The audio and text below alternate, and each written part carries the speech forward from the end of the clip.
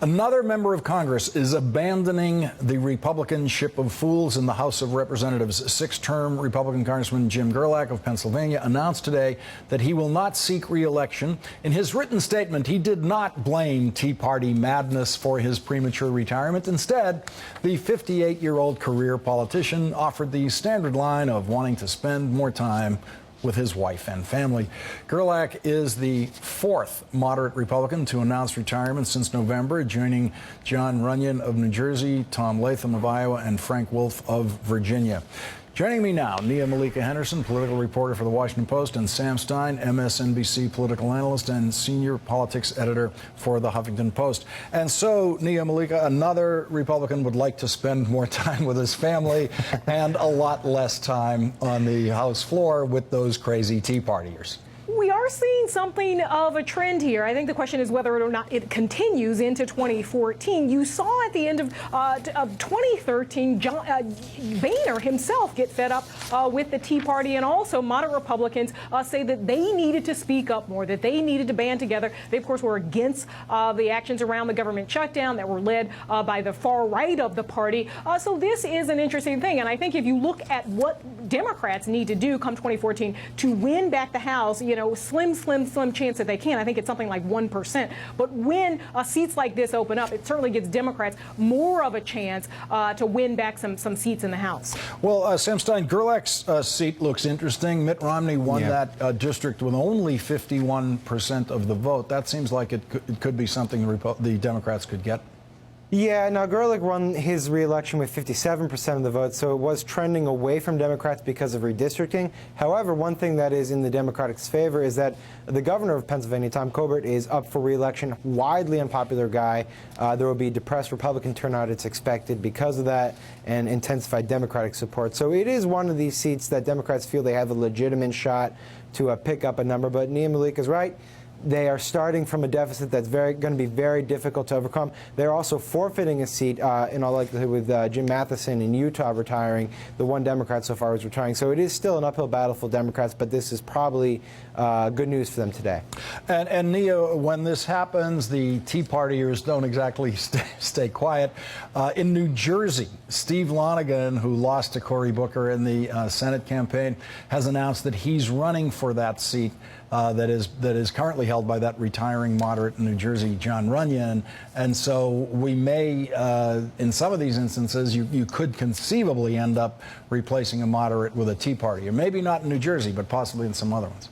That's right. And I mean, remember Lonegan, he was backed. He got some endorsements from the likes of Sarah Palin, people like Rand Paul, had some pretty disparaging comments to say about Cory Booker during that race. But we'll see what happens. I mean, I think the establishment part of the Republican Party very much wants to play it safe and put in candidates that they think can help them maintain their lead in the House of Representatives, if not expand it. So we'll see what happens there with that seat. I think also one of the things that you are seeing from moderate Republicans is they have formed a super PAC, the Defense of Main Street. They are looking the Defense of Main Street. They are looking at raising about $8 million and targeting about 10 or 12 races in 2014. So there is a sort of Empire Strikes Back, moderate Republicans wanting to strike back.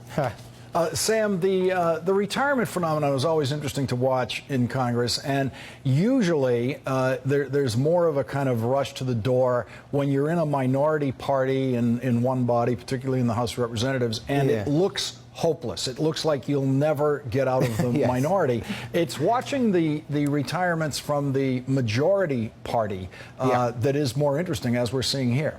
Oh, totally agree. You would think that in this current state, with this current landscape, the Republicans would be more excited about the upcoming election than Democrats. The generic congressional ballots have trended in Republicans' favor since the launch of Obamacare. They seem downright giddy to run another election on the Affordable Care Act, and yet we're seeing more retirements on the Republican side, especially among the moderate members. And the only real logical explanation that I could come up with is that they're just really tired of the business as usual. They don't like the constant government by crisis. They don't like to get basically led around by the more conservative members of their faction. And then there's one other thing to look out for, which is Speaker John Boehner. Some of these members who are retiring, specifically Tom Latham of Iowa, are very close allies of the Speaker. And there's been some rumors that Speaker Boehner is going to give up his speakership at the end of this term. The Latham retirement in particular sort of piqued discussion and gossip that, in fact, he might step down after 2014. So that's another thing to look out for. Nia, which we've already talked about here, that Boehner's kind of public demonstration of frustration and difficulty, it's kind of unique and certainly rare anyway in the history of speakerships to see a speaker out there complaining about what's going on within his own party, including with some of his own members in the House of Representatives. He kind of, in that moment, in that press conference, personified the frustration that we're seeing expressed by some of these retirements.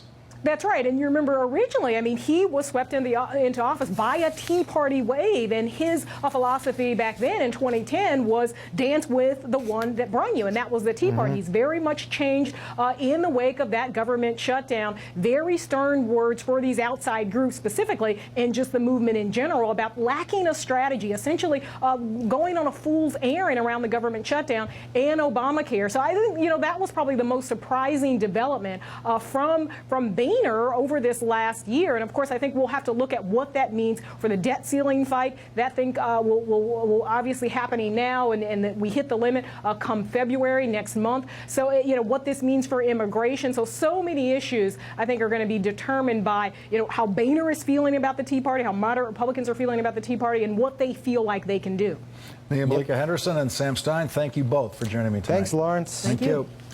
Coming up in The Rewrite, conservatives versus conservatives on legalizing marijuana. And later, now that marijuana has been legal in Colorado for 6 days, Colorado is, of course, running out of marijuana.